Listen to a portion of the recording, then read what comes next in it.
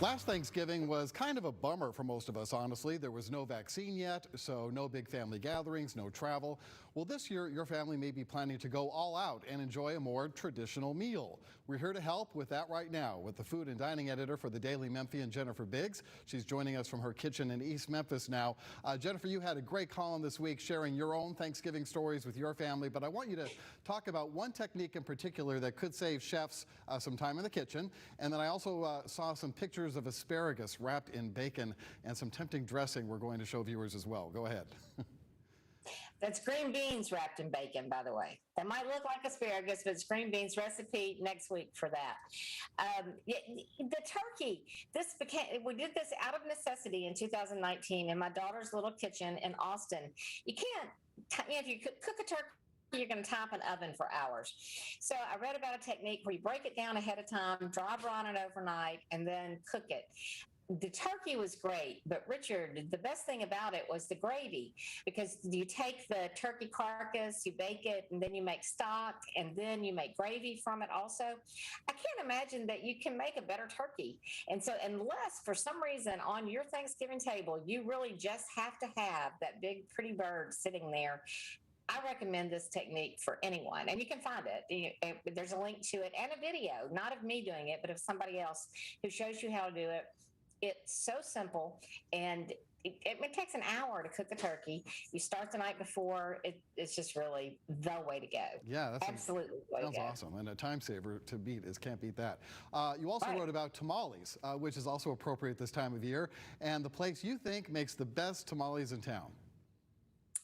Pop's Tamales is, I think, the best tamales in town. Chris Harrington wrote the story, but it is, in fact, it's a $10 deal. We both do those.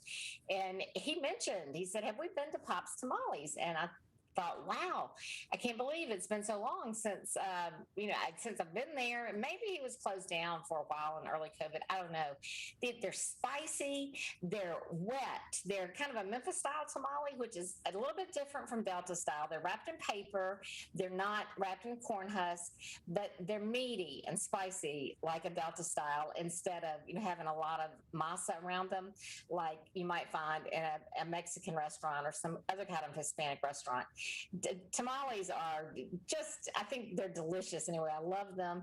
And Chris does say you need to eat them the right way, which is with saltines and hot sauce.